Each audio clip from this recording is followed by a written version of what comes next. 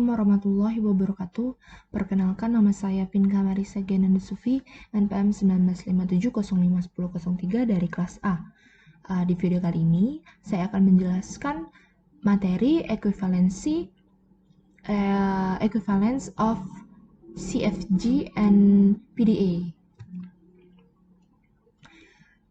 Dari ekuivalensi PDA dan CFG ini itu terdapat 3 kelas yang kelas-kelasnya itu yang sama gitu.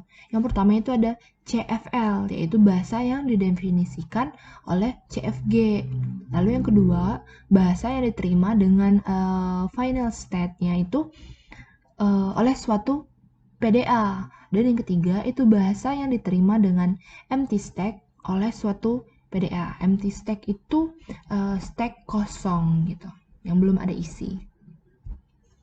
Kita bisa lihat di sini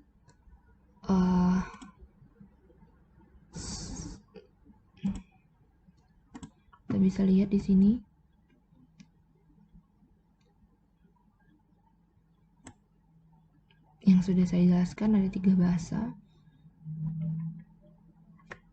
Lalu yang pertama kita bahas dari grammar ke PDA. Nah, misalkan nih ada G sama dengan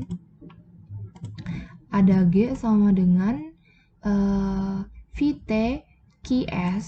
Nah, itu adalah sebuah CFG. Nah, buat PDAP yang menerima LG dan empty stack-nya itu sebagai berikut.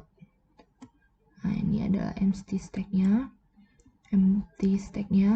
Terus di mana fungsi transisinya itu didefinisikan oleh yang pertama itu untuk setiap variabel A itu akan menjadi seperti ini. Ini merupakan sebuah produksi dari G.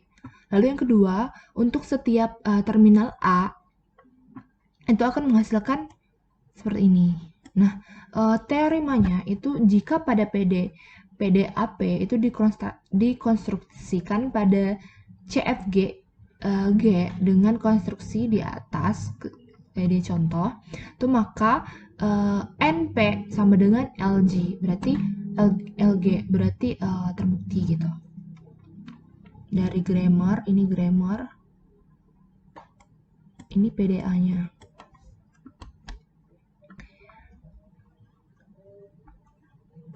Lanjut, yang kedua itu ada konstruksi PDA dari CFG.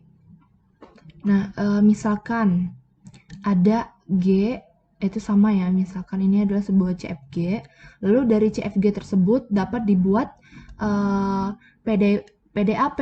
Nah, yang menerima LG dengan final state LP sama dengan LG. Nah, konstruksi itu dilakukan seperti berikut. Jadi seperti ini.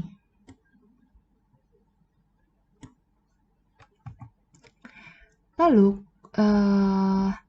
yang kedua, itu dalam kondisi awalnya, PDA mempush itu atau menambahkan Z0 pada top stack.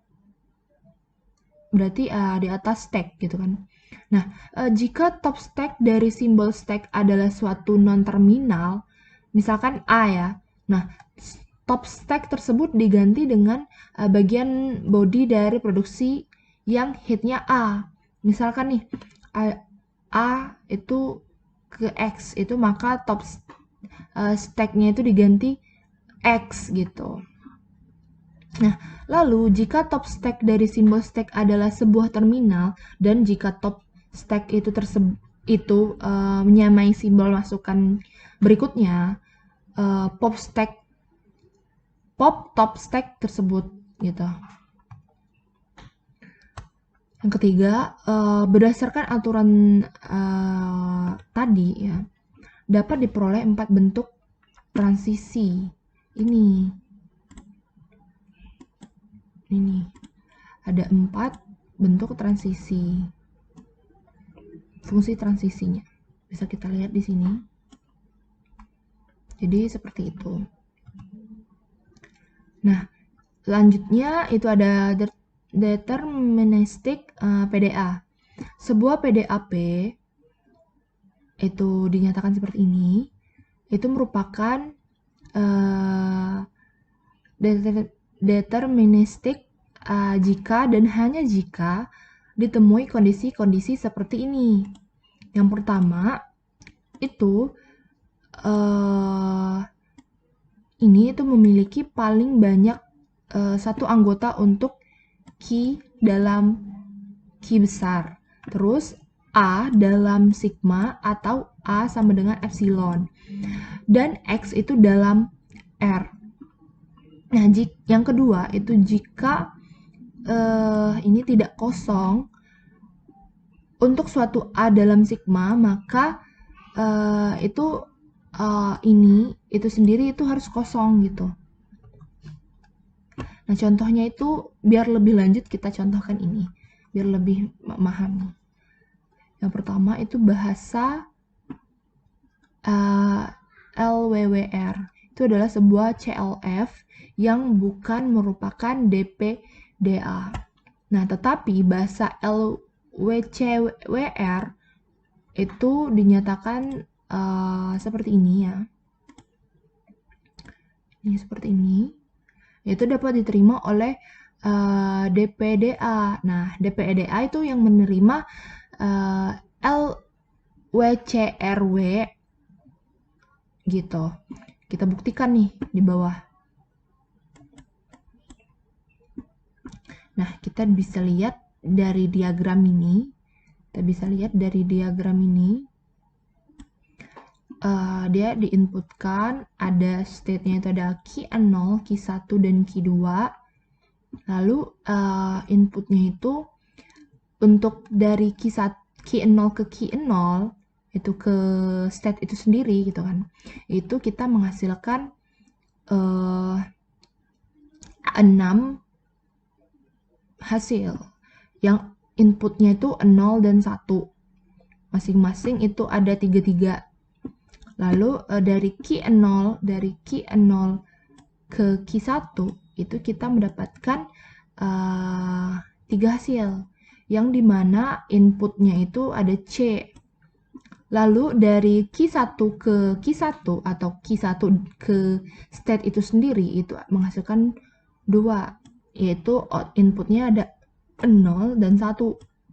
Lalu dari Q1 ke Q2 itu kita menghasilkan 1, yaitu inputnya itu ada epsilon gitu. Baik, terima kasih. Apabila ada salah kata, saya mohon maaf, dan kurang-kurang dari materi ini saya mohon maaf. Kepada Allah saya mohon ampun. Saya akhiri. Wassalamualaikum warahmatullahi wabarakatuh. Terima kasih.